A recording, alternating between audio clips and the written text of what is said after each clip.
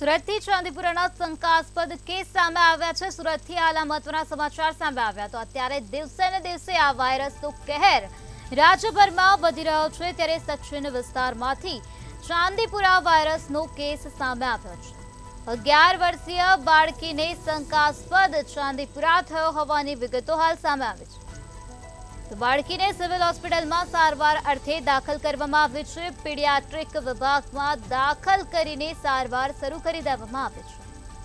તો સુરતનો આ બનાવ સામે આવ્યો છે, જ્યાં ચાંદીપુરાનો શંકાસ્પદ કેસ પ્રકાશમાં આવ્યો। 11 વર્ષીય બાળકીને શંકાસ્પદ ચાંદીપુરા વાયરસનો કહેર એને થયો હોય તેવું લાગી રહ્યું છે। ત્યારે બાળકીને સારવાર અર્થે હોસ્પિટલમાં ખસેડવામાં આવી છે। અત્યારે બાળકી સારવાર હેઠળ હોસ્પિટલમાં દાખલ થઈ હોવાની વિગતો હાલ પ્રાપ્ત થઈ છે।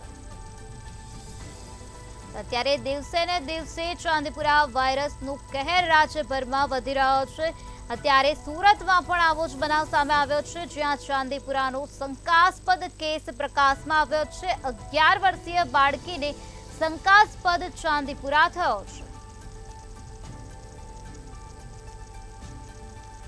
બાળકીને સારવાર અર્થે સિવિલ હોસ્પિટલમાં દાખલ કરવામાં આવે છે। પીડિયાટ્રિક વિભાગમાં આ બાળકી અત્યારે દાખલ છે અને બાળકીની સારવાર અત્યારે ચાલી રહી છે। અત્યાર સુધીમાં રાજ્યભરમાં 27 મોત થઈ ગયા હોય આ વાયરસના કારણે તેવી વિગતો પણ સામે આવી છે।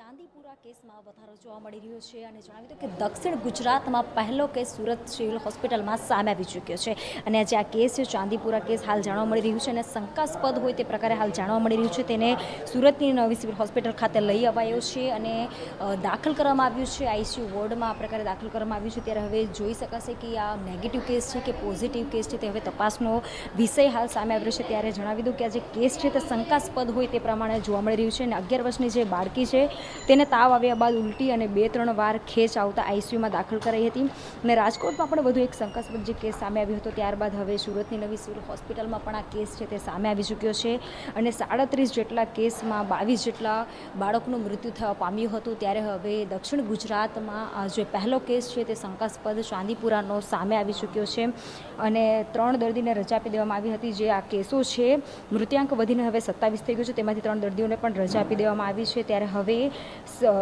સુરતની જે સિવિલ હોસ્પિટલ છે ત્યાં હવે એક કેસ શંકાસ્પદ છે તે સામે આવી રહ્યો છે। હવે તપાસના બાદ જ ખબર પડશે કે આ કેસ નેગેટિવ છે કે પોઝિટિવ છે, તે હવે થોડા ટાઈમ પછી જ ખબર પડશે। હાલ આ બાળકી છે, જે 11 વર્ષની જે બાળકી છે તેને હવે આઈસીયુ વોર્ડમાં દાખલ કરી દેવામાં આવી ચૂકી છે। હવે તપાસ અને ટ્રીટમેન્ટ થયા બાદ જ જે આ શંકાસ્પદ જે મામલો છે તે સામે આવશે અને જે આ નેગેટિવ કેસ છે કે પોઝિટિવ કેસ છે તે ત્યારબાદ જ ખબર પડશે। કેમેરા પર્સન સતીશ પાટીલ સાથે પૂજાની સાદ, મંતવ્ય ન્યૂઝ, સુરત।